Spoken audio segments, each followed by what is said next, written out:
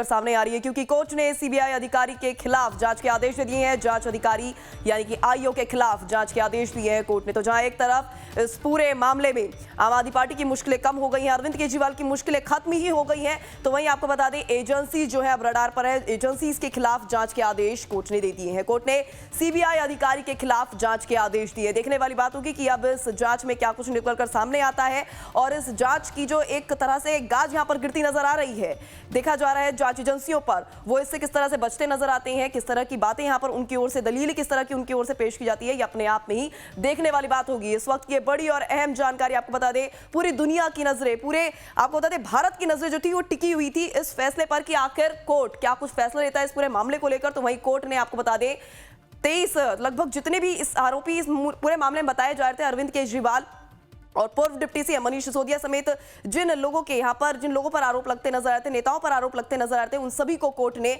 बरी कर दिया है। वहीं जांच अधिकारी पर गाज गिरती नजर आ रही है। जांच के आदेश जांच अधिकारी यानी कि आईओ के खिलाफ दे दिए हैं कोर्ट ने। राउज एवेन्यू कोर्ट की तरफ से यह बड़ा फैसला फिलहाल सामने आ रहा है। सीबीआई अधिकारी के खिलाफ जांच के आदेश दे दिए गए हैं।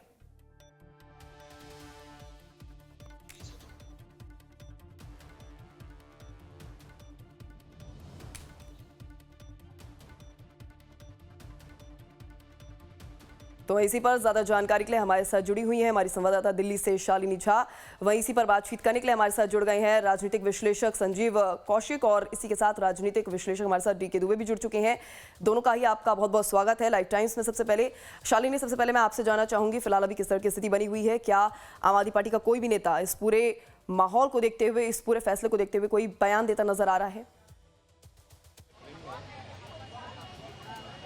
देखिए, सभी जितने बड़े लीडर्स हैं उन सब ने एक्स पर पोस्ट करके इस फैसले का स्वागत किया है और इसे सच्चाई की जीत बताई है, क्योंकि ये मुद्दा आज का नहीं है। जिस वक्त इस मामले में सबसे पहले मनीष सिसोदिया, संजय सिंह, अरविंद केजरीवाल, एक जो शीर्ष नेतृत्व था आम आदमी पार्टी का, वो सलाखों के पीछे गया था, वो मुद्दा था शराब घोटाले का, जिसमें कहा गया था कि जिन राज्यों में 5 राज्यों में चुनाव हुए हैं, इन शराब घोटाले के पैसे का इस्तेमाल उन राज्यों के चुनावों में भी किया गया है। तो ये मामला ये भी देखा था किस तरीके से दिल्ली विधानसभा चुनाव में इस मुद्दे को भी उठाया गया था, और कहीं ना कहीं इसका जो एक खामियाजा है आम आदमी पार्टी को भुगतना भी पड़ा था।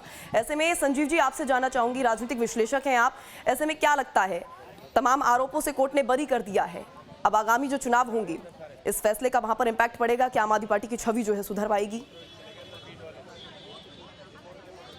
एक बात तो तय हो गई कि देश की सरकार और देश की जांच एजेंसियां जिस तरह से काम कर रही हैं वो बेहद शर्मनाक है। उसे अपने गिरबान में झांकने की जरूरत है, और जिस तरह से उल्टा सीबीआई के ऊपर शिकंजा कसता हुआ दिखाई दे रहा है, ये और ज्यादा चिंता पैदा करता है। हमें ये कहने में कोई गुरेज नहीं है कि ऐन वक्त में जिस तरह से इलेक्शन से पहले अरविंद केजरीवाल और मनीष सिसोदिया को जेल में डाल दिया गया, हमने ये भी देखा कि लोकसभा चुनाव के आसपास में हेमंत सोरेन के ऊपर किस तरह से शिकंजा कसा गया और कोर्ट ने उनको भी बाइज्जत बरी किया था। हमने ये भी देखा कि ठीक लोकसभा के बीच में कांग्रेस पार्टी के किस तरह से खाते सीज कर दिए जाते हैं। तो राजनीति में वैचारिक मतभेद हो सकता है, लेकिन राजनीति में आप मनभेद करके किसी पार्टी को इस तरह से डिस्ट्रॉय करने का प्रयास करेंगे, खत्म करने का प्रयास करेंगे, तो ये बेहद शर्मनाक है और बेहद चिंताजनक है। ये पाकिस्तान में होता है, हिंदुस्तान में ऐसा नहीं होता था। ठीक इलेक्शन के आन वक्त किसी की छवि खराब करने के लिए, और बड़े बड़े पार्टी, सबसे बड़ी बात यह है कि जब ये जांच एजेंसियां काम कर रही थी तो भारतीय जनता पार्टी और सरकार के बड़े बड़े नेता दम के साथ वो खड़े नजर आ रहे थे इन एजेंसियों के साथ कि ये जांच होने दीजिए, यदि आप निर्दोष हैं तो जांच में बेदाग बरी होंगे आप। कौन देगा?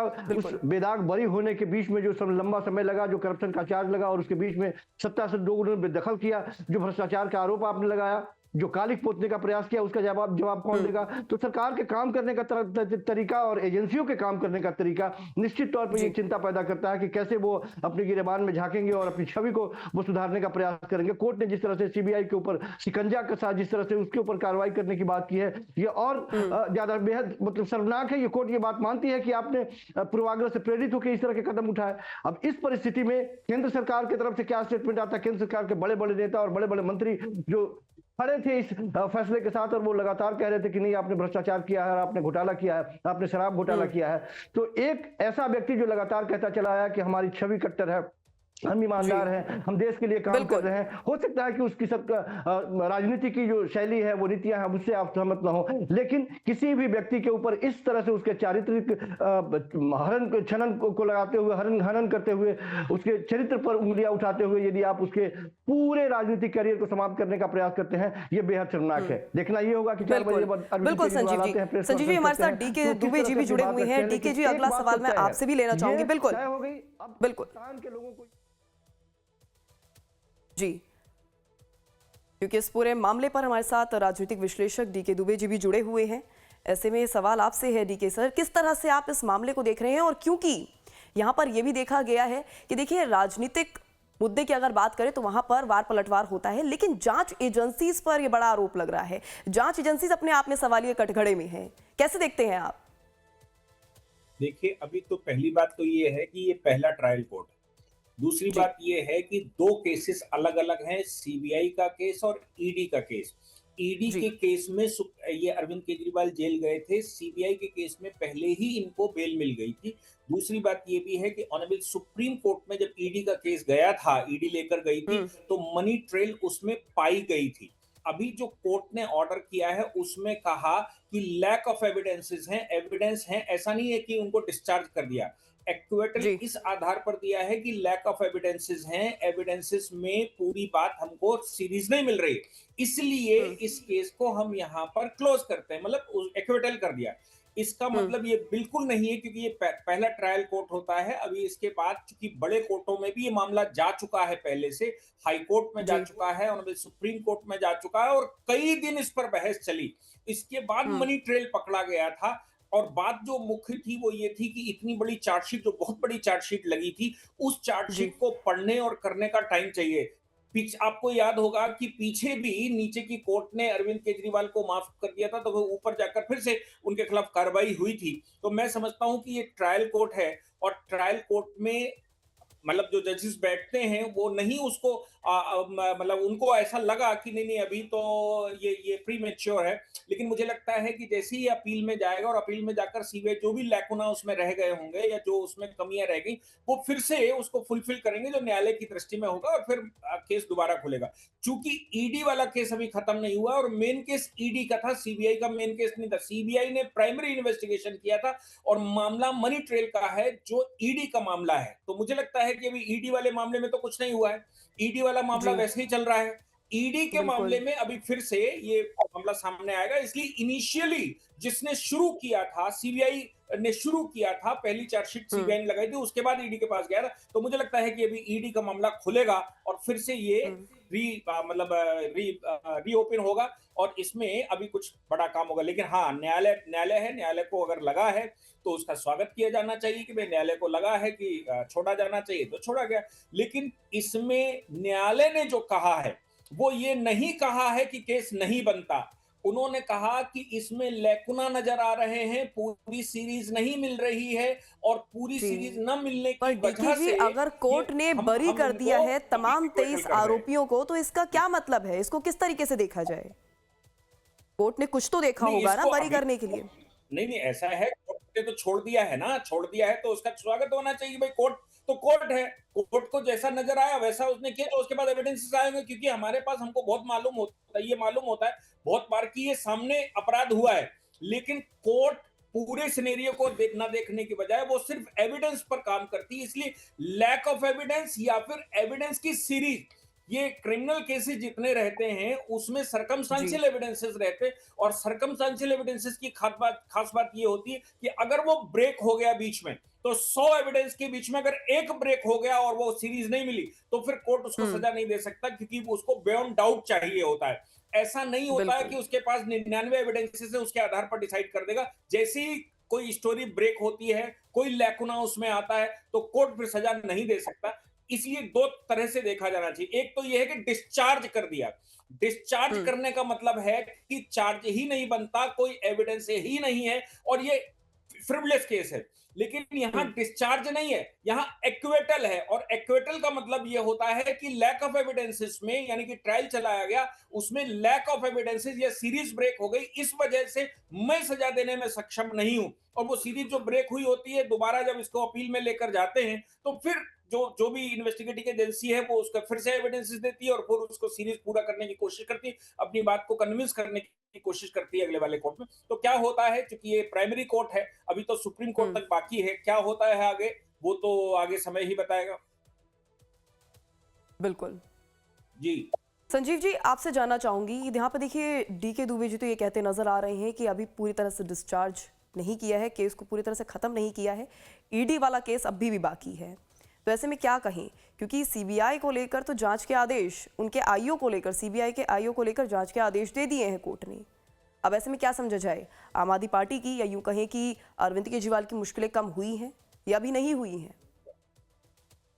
ये कहने में कोई गुरेज नहीं है कि कोर्ट ने जो फैसले दिए हैं उसे दो पक्ष के लोग दो तरीके से उसको देखेंगे। एक तो निश्चित तौर पे अरविंद केजरीवाल के लिए और उनके लोगों के लिए ये बहुत बड़ी जीत है और निश्चित तौर पे ये जीत मानी जानी चाहिए। ये केवल उनको बरी करने की बात नहीं है। निश्चित तौर पे जो सीबीआई के लोग हैं, उनके जो जांचकर्ता है, उनके ऊपर यदि कोर्ट ने सख्ती किया है तो ये बात मानने में हमें कोई गुरेज नहीं है कि कुछ न कुछ गड़बड़ है। कोर्ट ये बात मानती है कि आप पूर्वाग्रह से ग्रसित है। अब कहां तक मामला जाएगा, कल क्या होगा, हम उसके बारे में नहीं जानते हैं। वर्तमान में हम ये जानते हैं। एक दूसरा पक्ष भी है जो ये बात मानता है कि अभी तो शुरुआती दौर में है, अभी आगे जाएगा, उससे आगे जाने हैं, हमें कहने में कोई गुरेज नहीं है, ये भी हम मान लेते हैं। लेकिन सच बात यह है कि ठीक इलेक्शन से पहले यदि केंद्र की एजेंसियां और केंद्र सरकार के लोग किसी भी राजनीतिक दल के मुखिया को, मुख्यमंत्री को यदि जेल में डालते हो और अदालत उसे बरी कर देती हो, फिर मैं दोहरा रहा हूं इस बात को, यदि विपक्षी पार्टियों के खाते आप सीज कर देते हैं, यदि एक और मुख्यमंत्री को आप जेल में डालते हैं और अदालत उनको बरी कर देता है, निश्चित तौर पे आपको अपने गिरेबान में झांकने की जरूरत है। आपने क्या हाल बना रखा है जांच एजेंसियों का, देश के संवैधानिक संस्थानों का क्षरण पिछले 10-12 सालों में जितना हुआ है। अब आप ईडी की बात कर रहे हैं, ईडी के कन्विक्शन रेट को जब आप देखते हैं और ईडी के द्वारा जो एफआईआर दर्ज किए जा रहे हैं उसके रेशियो को देख लीजिए। 90%, 95% से ज्यादा विपक्षी पार्टियां, जो राजनीतिक दल के नेता होते हैं, विपक्षी पार्टियों के लोग होते हैं और उसका कन्विक्शन रेट 0.46% भी नहीं है, 1% भी नहीं है। ये सच्चाई है। अब जब बात की जाती है सरकार से, जब बात की जाती है ईडी से, तो वो बताते हैं समग्रता में कन्विक्शन रेट बताते हैं। हम केवल राजनीतिक दलों के, पार्टियों के नेताओं की बात हम कर रहे हैं। तो आप जब बेबनस्तता से विपक्षी पार्टियों के ऊपर, उनके नेताओं के ऊपर यदि इस तरह की कार्रवाई करते हैं और बाद में कोर्ट से वो बरी होते हैं, तो ये शर्मिंदगी का वजह बनता है सरकार के लिए भी और उन एजेंसियों के लिए भी। लोग देखेंगे ना, कन्विक्शन रेट देखेंगे। सीबीआई तो पहले से ही तोता बना के रखी हुई है सरकार, और ईडी का कन्विक्शन रेट साफ दिखाई ऐसे तमाम आरोप हमेशा से ही जांच एजेंसीज पर लगते नजर आए हैं। दुबे जी आपसे जानना चाहूंगी, बिल्कुल दुबे जी आपसे जानना चाहूंगी, अक्सर ये कहा जाता है कि सरकार जो है, केंद्र सरकार जो है, केंद्रीय जांच एजेंसी का दुरुपयोग करती है। और आज जिस तरह का बयान, जिस तरह की प्रतिक्रिया सुनीता केजरीवाल की तरफ से भी सामने आई है, मीडिया कर्मियों के सवालों को जो जवाब दिया, उससे भी कहीं ना कहीं यही इंडिकेशंस मिल रहे हैं। क्या वास्तविकता यही है? अब मेरे से पूछ रहे हैं? जी दुबे जी, आपसे मेरे से पूछ। मैं देखिए, एक चीज तो इसमें समझने वाली है, वो ये है कि जब एजेंसी, कोई भी एजेंसी हो, चाहे वो पुलिस हो, ईडी हो, सीबीआई हो, उसने जो एविडेंसेस इकट्ठे किए, उन एविडेंसेस को वो कोर्ट के सामने रखता है। जैसे ही कोर्ट के सामने आता है, किसी को भी अगर गिरफ्तार भी किया गया है, तो अब मामला पूरा कोर्ट के पास रहता है। अब एजेंसी किसी को बंद नहीं करती है। एक बात हमेशा ध्यान रखिए, एजेंसी केवल 24 घंटे तक किसी भी व्यक्ति को अपने पास रख सकती है। 24 घंटे के बाद वो न्यायालय चला जाता है। अब बेल देना या जेल भेजना, ये न्यायालय का डिस्क्रिशन है, ये कोर्ट का डिस्क्रिशन है, ये किसी एजेंसी का डिस्क्रिशन नहीं होता। आप सुप्रीम कोर्ट में कई दिनों तक इस पर बहस हुई, उनकी जमानत को लेकर। सुप्रीम कोर्ट में भी जो एविडेंसेस गए, उन एविडेंसेस के आधार पर सुप्रीम कोर्ट ने यह माना कि उसमें मनी ट्रेल है, और कोर्ट ने ऑर्डर में लिखा कि इसमें मनी ट्रेल है, इसमें पैसा गायब हो रहा है, ये पीछे से दिख रहा है जो एविडेंस सामने है। तो इसका मतलब साफ है कि एजेंसी, हो सकता है आपको लगता हो, किसी को लगता हो नहीं एजेंसी ऐसा कर रही है, तो एजेंसी के पास केवल 24 घंटे का डिस्क्रिशन है, इससे ज्यादा एजेंसी के पास व्यक्ति नहीं रहता।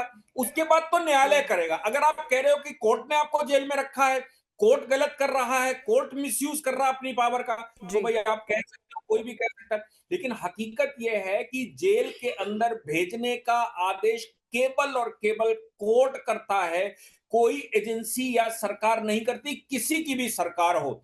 और बेल या जेल दोनों डिस्क्रिशन कोर्ट के हैं, इसलिए जो मामला चला यहां से लेकर हाई कोर्ट और सुप्रीम कोर्ट, अभी तो ये इनिशियल, जैसे मैं पहले ही कह रहा हूं, इनिशियल लेवल है, लेकिन सुप्रीम कोर्ट में इतने दिन चला था, उसमें भी मनी ट्रेल पाया गया था और सुप्रीम कोर्ट ने पाया था। इसीलिए अरविंद केजरीवाल जी को बेल की कंडीशन पर भी ये कहा था कि सेक्रेटरीट नहीं जाओगे, मुख्यमंत्री का फंक्शन नहीं करोगे, क्योंकि वहां जाओगे तो आप सब गड़बड़ करोगे। और उसी दौरान आपको याद होगा, जैसे ही कुछ डिपार्टमेंट का कोर्ट का ऑर्डर आया था, तो वो जो विजिलेंस वाला है, विजिलेंस में रात में उसके एविडेंसेस आए थे, उसके सीसीटीवी कैमरा आए थे कि उसमें से एविडेंस गायब किए गए थे। जैसे ही उनके पास पावर आई थी केंद्र से राज्य के पास, तो ये तो बात ठीक है, सामने दिख रही है कि भाई एविडेंसेस में छेड़छाड़ उस समय की गई और बड़े बड़े स्तर पर रात में छेड़छाड़ की गई थी। तो फिर जितने एविडेंसेस कोर्ट के पास गए, उन एविडेंसेस के आधार पर सुप्रीम कोर्ट तक ने वही बात स्वीकार करी। तो अभी मुझे लगता है कि जब पहली कोर्ट उसको सुन रही है, निचली अदालत उसको सुन रही है, तो निचली अदालत के पास जो एविडेंसेस हैं उसके आधार पर उन्होंने किया। इसलिए अगर आप किसी एजेंसी की बात करते हैं, तो एजेंसी का काम ही है एविडेंस इकट्ठे करना, उसका फंक्शन है, और वो एविडेंस एप्रिशिएट करने का काम सिर्फ और सिर्फ कोर्ट का है, किसी व्यक्ति का या सरकार का नहीं। उसमें सरकार का कोई रोल नहीं होता। आप केवल इतना आरोप लगा सकते हैं पॉलिटिकली कि नहीं साहब ये तो सरकार पीछे है क्योंकि सरकार केंद्र में है, लेकिन हकीकत ये है कि एसीबी जब राज्य में थी, अरविंद केजरीवाल जी के पास एसीबी थी, जब एसीबी मतलब इनको भ्रम था कि एसीबी है, तो उन्होंने कितने फर्जी मुकदमे उसमें लगाए थे, बाद में वो सारे बरी हुए थे। समय का अभाव है, हमारे साथ संजीव जी भी जुड़े हुए हैं। संजीव जी, आपसे जानना चाहूंगी, देखिए यहाँ पर जो आरोप लगते नजर आए हैं, कोर्ट ने कहा है कि चार्जशीट जो सीबीआई की तरफ से दाखिल की गई थी, वो सारे आरोप सही होते साबित नहीं आए हैं। क्या समझा जाए, किस तरीके से इसको देखा जाए? देखिए, सच बात यह है कि अरविंद केजरीवाल बरी हुए हैं। अरविंद केजरीवाल और उनके पूरे पार्टी के लिए आज जश्न का माहौल है जी। मैं ये भी जानकारी, हाँ जी, अब ये भी जानकारी है कि निश्चित बहुत दिनों तक वो जेल में रहे हैं और लगातार उनके पार्टी की तरफ से, उनके लोगों की तरफ से बहुत छोटे से मार्जिन में दिल्ली की जनता ने उनको नकारा था, और वो भ्रष्टाचार के आरोप की वजह से नकारा था। इतने बड़े भ्रष्टाचार को यदि एजेंसी सिद्ध नहीं कर पाई, इतने डंके की चोट पर सरकार के लोग, ये भ्रम में हम ना रहें, हिंदुस्तान के किसी भी लोगों को भ्रम में डालने का प्रयास नहीं किया जाए कि ये सारे